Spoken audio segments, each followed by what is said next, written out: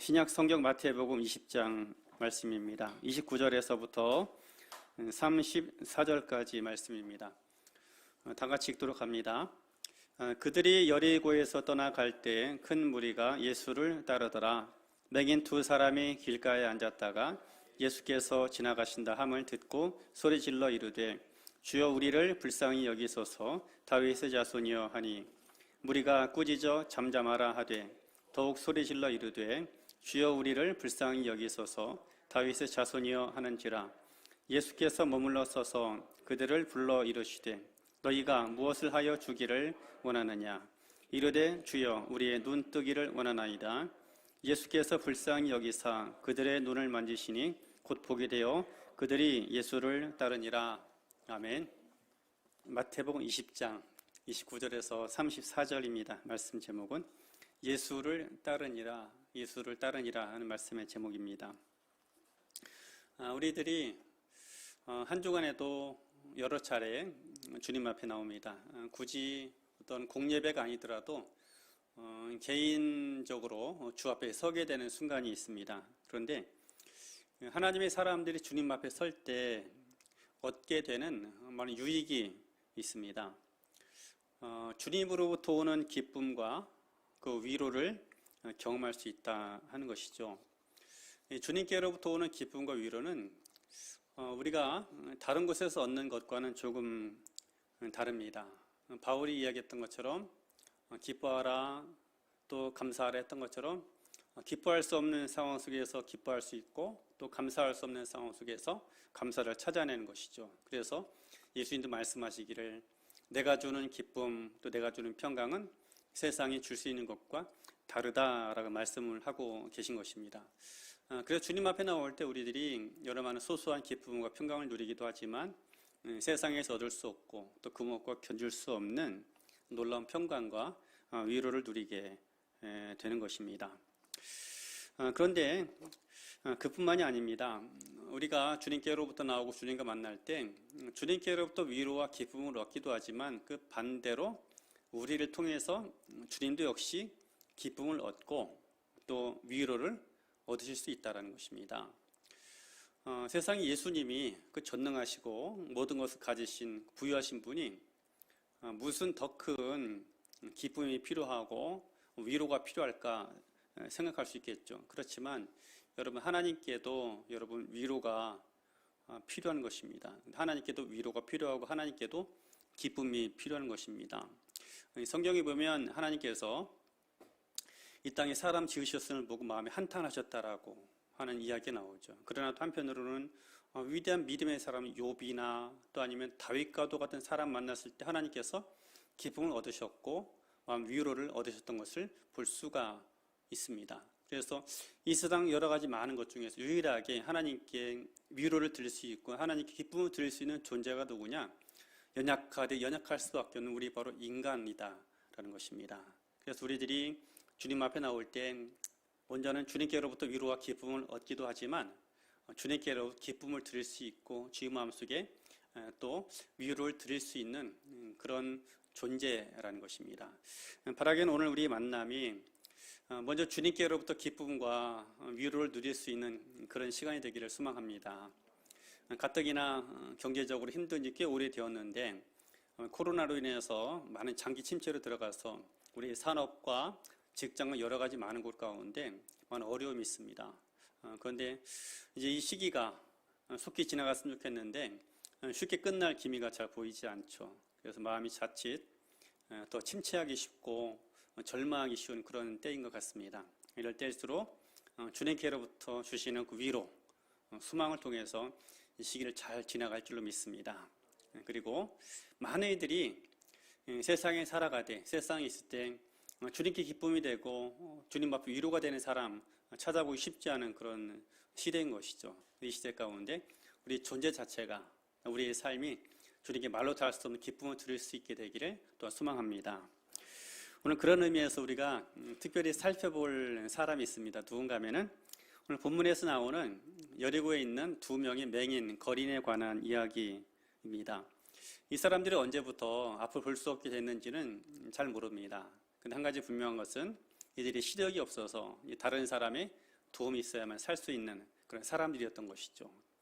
사람들이 많이 오가는 길목에 앉아서 많은 사람들의 동정을 받고 그들이 던져주는 동전 몇 입에 의지해서 생계를 꾸리고 살아갔었던 그런 사람들입니다. 그런데 예수님께서 여리고를 지나시다가 이들 근처로 지나가시게 된 것이죠. 그때 이들이 예수님께 전심으로 부르짖습니다. 우리를 불쌍히 여겨 주십시오. 우리를 좀 도와달라 하는 것이죠. 결국 이들이 예수님께 불리움 받아서 그 앞에 서게 됩니다. 그리고 주님께로부터 놀라운 치유의 역사를 경험하게 되었습니다.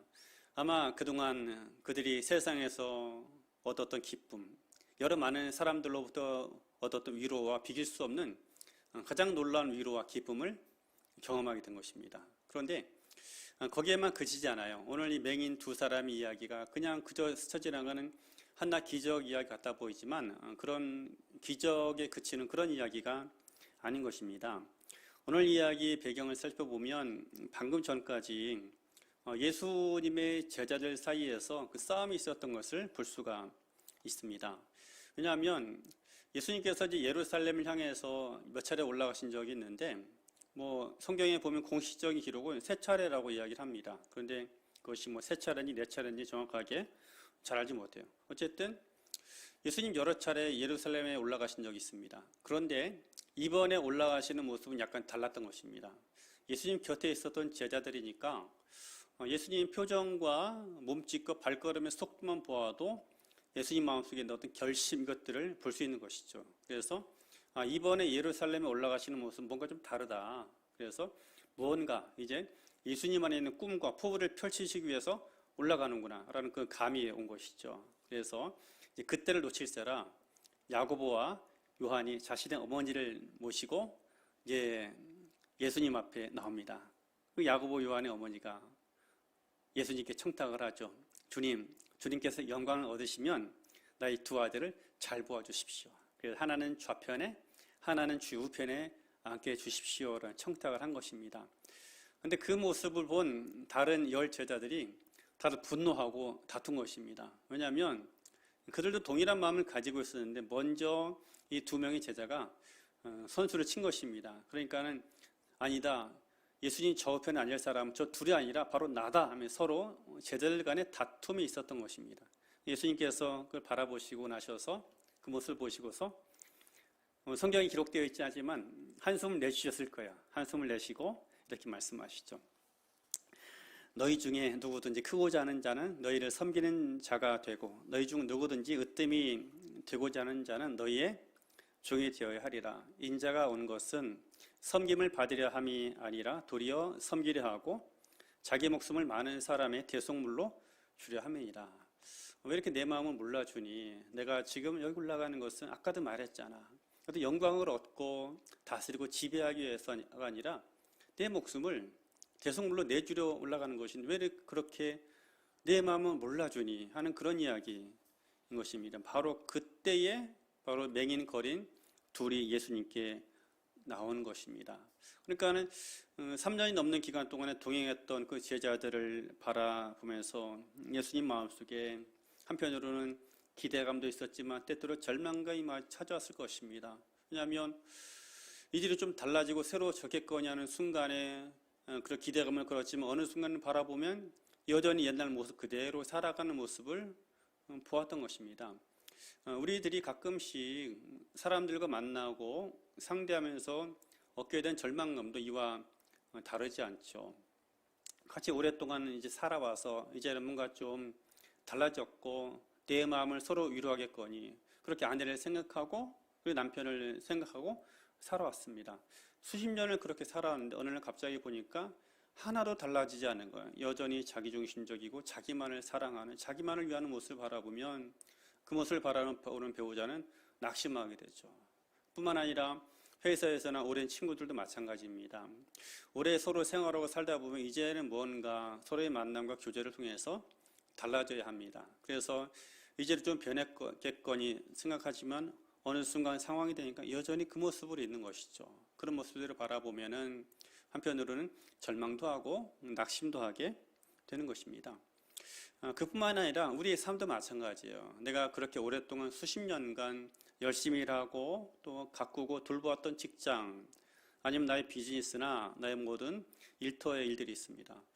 내가 수고하고 애를 쓰고 씨를 뿌렸으면 자라가고 성장해야 합니다. 그래서 어떻게 되는가 하면 이제는 내가 일하지 않아도, 내가 쉬더라도 저절로 사업이 굴러가고 일이 되는 그런 상황이 되어야 하는 것이죠. 그런데 여전히 내가 움직여야 하고 내가 수고하지 않으면 일이 되지 않고 내가 손을 놓으면 그대로 있는 그런 모습들을 바라볼 때 낙마하기도 하고 절망하기도 해요. 내가 언제까지 내가 이렇게 해야 하고 이렇게 살아가야 하는가. 변화되지 않는 상대방의 모습, 달라지지 않는 나의 환경들을 바라볼 때 우리는 가끔씩 절망하고 낙심하게 될 때가 있습니다. 아마 제자들을 바라본 예수님 모습이 바로 그랬을 것입니다.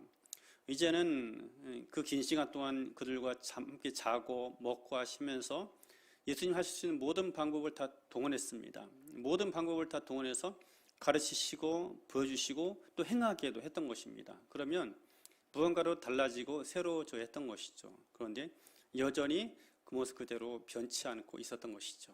그 모습을 바라보시는 예수님 마음속에 아마 깊은 한숨, 깊은 탄식이 나오지 않았을까 생각을 합니다. 근데 바로 그 순간 그때에 그 마음이 한참 무거운 그 시간이죠. 가는 길도 무겁고 마음도 무거운 그때에 맹인 둘이 예수님 앞에 나타난 거예요. 근데 그 모습이 놀랍게도 어떻게 해요? 여러 많은 제자들이 가지고 있었던 믿음의 역사를 뛰어넘는 것이었고 예수님 마음속에 큰 위로와 기쁨이 되는 그런 모습이었던 것입니다.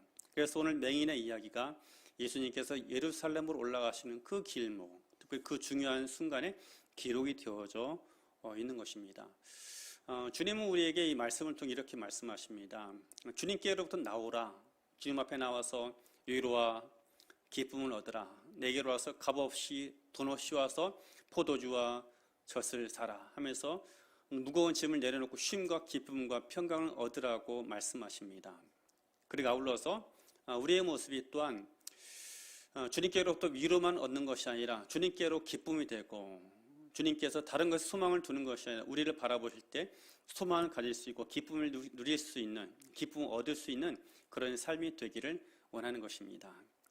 오늘 예배뿐만 아니라 우리들이 여러분 주님 앞에 서게 될 때마다 주님의 큰 위로와 기쁨을 누리고 더 나아가서 주님께도 똑같이 기쁨을 드릴 수 있는 우리 모두가 되어지길 주의 이름으로 축복합니다.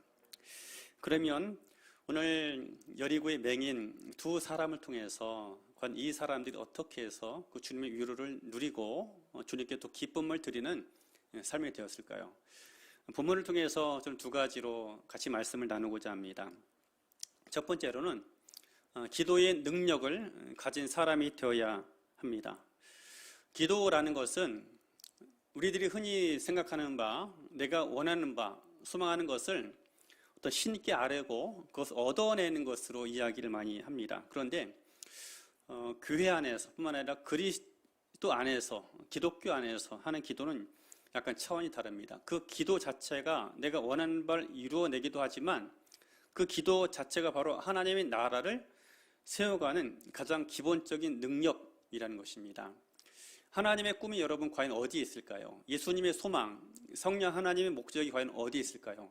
이 땅 위에 하나님의 나라를 이루어가고 건설하고 완성하는 것입니다.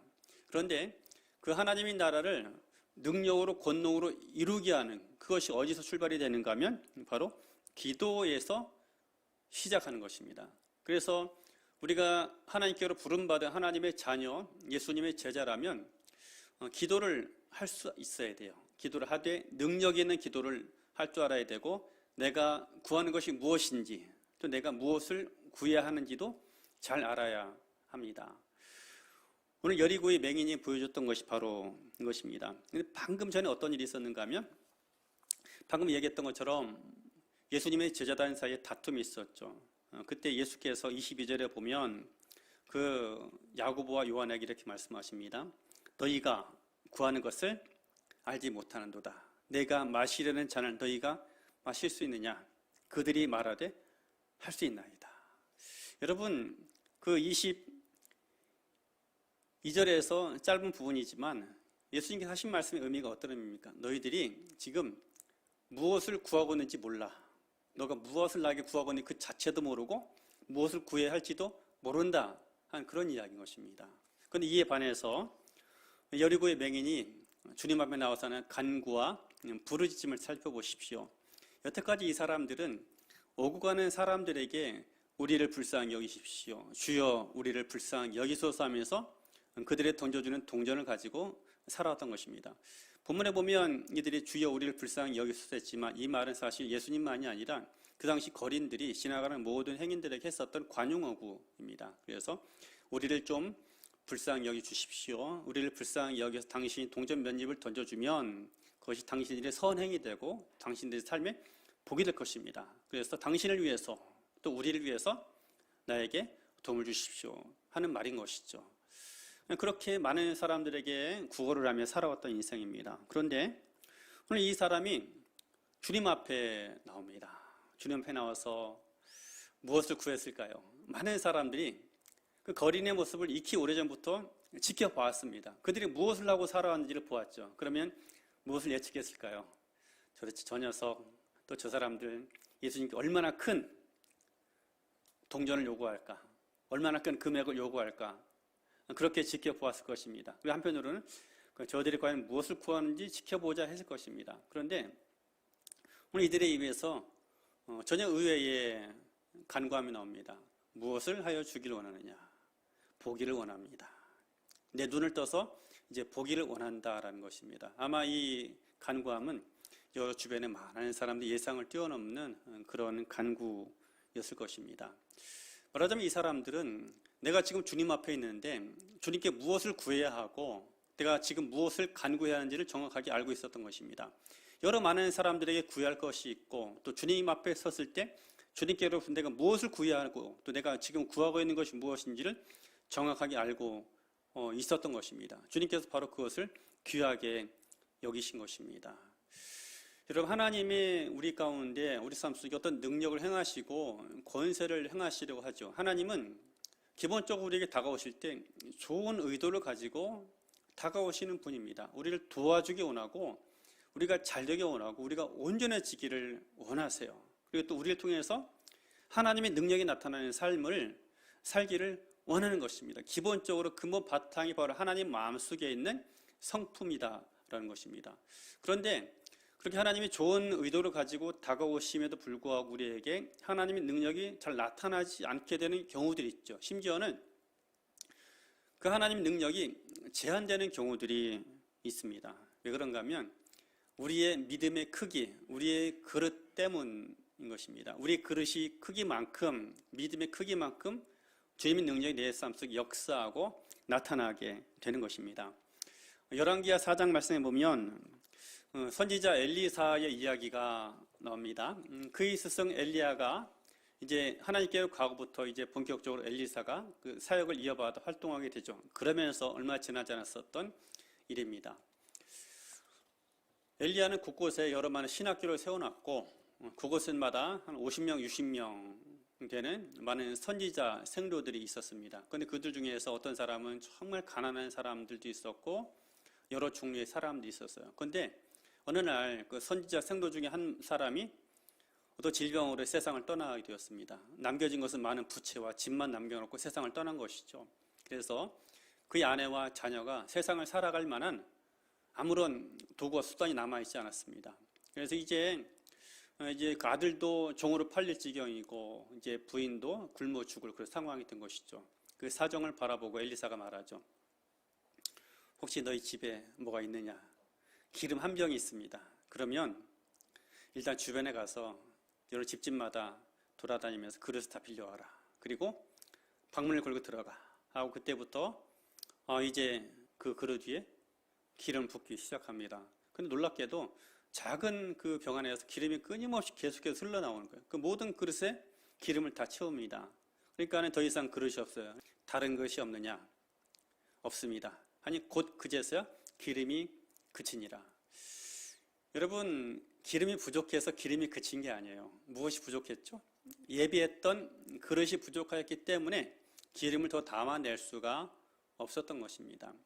하나님은 어떤 분이십니까? 그분은 풍성하신 분이고 우리를 도와주고자 하는 의지도 가지고 계시고 계획도 있고 능력도 있으신 분인 것입니다. 그런데 우리들의 믿음의 크기, 우리가 믿음을 사용하지 않기 때문에 주님으로부터는 능력을 제한하는 경우가 너무나 많아요. 기껏 주여 우리를 불쌍히 여기소서 해서 그래 내가 여기 있는데 무엇 때문에 그러냐면 기껏 구하는 게 무엇이에요? 소세지 하나 주세요. 그런 얘기예요. 어떤 얘기인지 아시죠? 어떤 한 노부부에게 산신령인지 어떤 신인지 나타났어요. 3가지 소원을 들어주겠다. 할아버지가 됐든 소세지가 먹고 싶다. 그래 소세지 하나가 탁 생겼어요. 그러니까 옆에 보고 있던 할머니가 열받아가지고 기껏 구하는 게 소세지야? 그놈의 소세지 영감탱이 코에나 붙어라. 털썩 붙었어요. 어떻게 해요? 떼려고 해도 안 떨어지죠. 어떻게 그러니까는 마지막 한 가지 소원 소세지 떼주세요. 해가지고 소세지만 하나 딸랑 남은 거예요. 여러분 이런 일이 얼마나 많을까요? 주님께서 십자가에 죽으시고 부활하시고 우리와 동행하십니다. 왜 우리와 동행하실까요? 왜 그래요? 우리 능력으로 할 수 없는 것, 능력으로 이룰 수 없는 일들을 이뤄가고 그 일들을 통해서 하나님 나라를 이 땅에 이뤄가기 위해서 주님께서 그 일들을 치르시고 감당하신 것입니다. 우리가 주님 앞에 나올 때 우리 물론 개인의 욕망과 탐욕을 가지고 나와서는 안 되지만 나를 통하여 이루시고자 하시는 하나님의 일들과 하나님의 계획이 있다라는 거예요. 그 순간 어떻게 될까요? 믿음을 사용하십시오. 나의 믿음이 아니라 예수 그리스도 안에 있는 믿음, 그분의 능력의 크기만큼, 그분의 믿음의 크기만큼 구하십시오. 그렇게 될 때 주께서 우리의 간구함과 또 응답을 통해서 우리 모두 삶 가운데 하나님의 나라와 주님의 권세를 이루게 하시는 것입니다. 우리는 내가 주님 앞에 설 때에 과연 무엇을 구해야 하는지 또 무엇을 구하고 있는지를 제대로 알아야 돼요. 그래서 주님 앞에 구할 것을 구하고 응답받을 것을 응답받을 줄 아는 그런 삶이 되어야 합니다. 그런 삶이 여러분 주님의 기쁨이 되는 거예요. 그동안 3년이 넘는 기간 동안에 제자들을 가르치고 함께 동행했는데 기껏 구하는 것이 주님의 우편에 저 우편에 앉게 해달라는 것. 이것이 제자들의 간구였던 것이죠. 근데 이들의 간구함에 비해서 오늘 이 여리고의 맹인은 내가 주님 앞에 무엇을 구해야 하고 무엇을 얻어야 할지를 정확하게 알고 있었던 그런 사람들인 것입니다. 바라긴 여러분 우리의 삶 속에서 기도를 정말 잘할 줄 아는 주님이 기뻐하시고 주의 나라를 이룰 줄 아는 그 능력 있는 기도, 그 기도의 사람이 되기를 주의 이름으로 축원합니다. 그리고 두 번째로 우리가 기억할 것, 살펴볼 것은 이 두 사람이 예수님을 따라갔다 하는 것입니다. 맹인들이 눈을 뜨면서 달라진 변화들이 몇 가지 있습니다. 이제는 세상을 자신들의 눈으로 직접 보게 되었다 하는 것입니다. 여태까지는 많은 사람들이 당신 앞에 어떤 큰 산이 있고 이런저런 아름다운 풍경이 있습니다. 아 그렇군요. 어떻게 생겼습니까? 산은 어떤 모양새로 생겼고 강물은 어떻게 흘러가고 또 저기 나무는 어떻게 생겼습니다. 그렇군요. 마음으로 상상하고 그릴 따름이었습니다. 그리고 내가 어디로 가야 합니까? 할 때 당신 앞에 지금 큰 웅덩이가 있어서 왼쪽으로 돌아가야 합니다. 오른쪽으로 가야 합니다. 일러주면 그렇게 그들의 인도함을 따라서 갔습니다. 철저하게 다른 사람들의 손에 의해서 다른 사람들이 보여주는 대로 살아갈 수밖에 없었던 것이죠.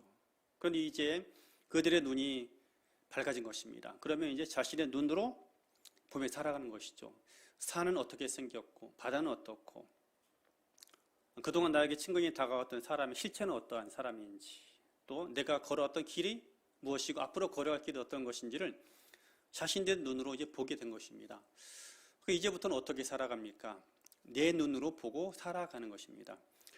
사람이 성숙하다라는 것은 무슨 이야기인가 하면은 나의 눈으로 분별하고 살아가는 것을 이야기를 하는 거예요. 우리가 어릴 때는 부모님이 보여주는 대로 볼 수밖에 없어요. 또 부모님들이 들려주는 대로 듣고 살아가는 것이죠. 그런데 청소년기가 되면 어떻게 해요?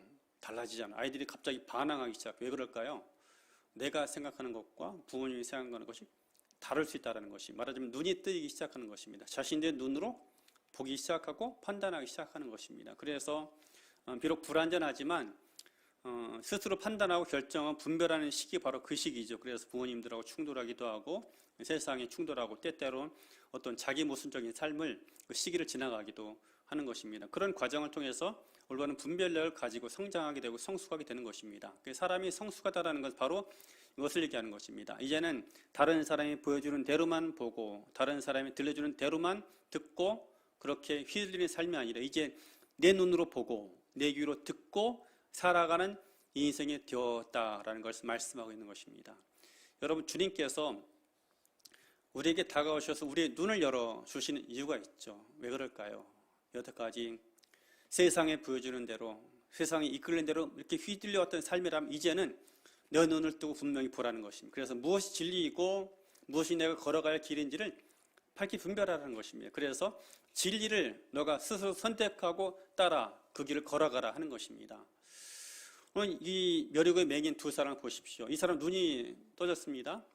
그러면 눈이 밝아졌죠. 그동안 이 사람은 그토록 올가매고 있었던 삶의 족쇄가 풀린 거예요. 그럼 어떻게 될까요?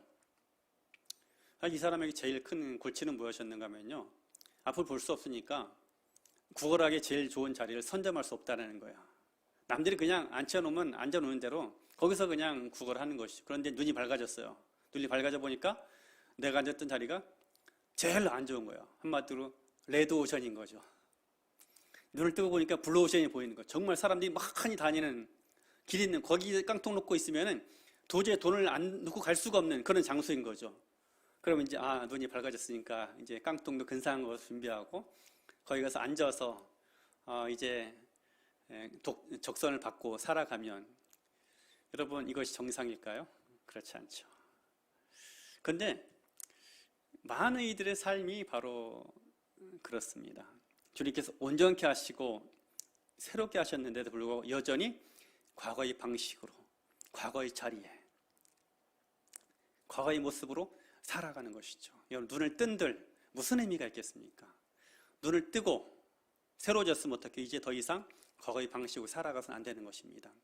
무엇이 달라졌는가 하면 이제 내가 과거의 방식, 과거의 모습이 아니라 이제는 새로운 모습으로 새로운 미래를 향해서 걸어가야 하는 것입니다. 이것이 구원받은 하나님의 자녀들, 하나님의 나라를 이루도록 부름받은 하나님의 자녀들이 살아가는 삶의 모습인 것입니다. 이런 부분에 있어서 우리가 대다수 많은 부분 실패하죠. 이스라엘 사람들이 출애굽을 했을 때 어떤 일이 벌어집니까? 하나님이 그들을 애굽의 노예에서 건져내십니다. 그러면 이제 더 이상 노예의 법이 아니라 자유의 법, 하나님의 법을 따라 살아가는 인생이 되어야 하는 것입니다. 그런데 이들이 몸은 구원받고 애굽에서 빠져나왔지만 여전히 그들의 마음과 생각과 삶을 지배했던 것은 애굽의 법이죠. 무엇을 그리워합니까? 애굽에서 있었던 부추와 마늘과 파, 그리고 또 간혹 애굽의 바로가 기분 좋은 일이 있을 때마다 한 번, 두 번씩 던져줬던 그냥 고기 몇 점, 그것이 생각나는 것이죠. 그래서 과거로 돌아가고 싶다라는 것입니다. 그들은 원래 거친 음식을 먹고 맛이 없는 그런 만나를 먹고 살아간다 할지라도 그들은 이제 자유인 것입니다. 자유하게 되었으면 자유의 법을 따라서 나를 자유케 하시는 하나님 안에서 살아가야 하는 것입니다. 그래서 이제 그들은 가나안 땅을 향해 살아가고 그 가나안 땅에 들어가 그 땅을 개척해서 그곳에 하나님 나라를 이루어가야만 하는 그런 사명을 가진 사람들이라는 거예요. 그러나 그들은 여전히 마음속에 애굽의 종로를 타고 있었고 애굽의 노예였던 것이죠. 그래서 그들이 한 명도 남김없이 애굽을 그리워했던 사람들은 가나안 땅에 들어가지 못했던 것입니다. 오늘 이 둘이 눈의 고침을 받고 나서 어떻게 합니까? 바로 예수를 따랐다라고 이야기합니다. 그런데 여기서 예수님을 따랐다라는 표현은 우리 본문에 살펴보면 두 가지입니다. 오늘 본문 29절 말씀 보면 그들이 여리고에서 떠나갈 때 큰 무리가 예수를 따랐다라고 합니다. 무리들이 예수님을 따른 목적은 분명합니다. 예수님 주변에 가면 신기한 일들도 많고 볼거리가 많아요.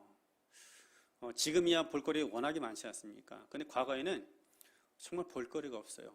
그래서 어디에서 뭔가 신기한 일이 일어나고 무슨 작은 화제거리가 있으면 순식간에 수많은 무리가 막 몰려들게 되는 것이죠. 예수님 곁에 5,000명, 6,000명, 몇만 명이 몰려들었던 이유 중에 하나도 바로 그것이에요. 주님 말씀을 사모하고 그 말씀에 기갈할 수도 있지만 할 일이 없는 거예요.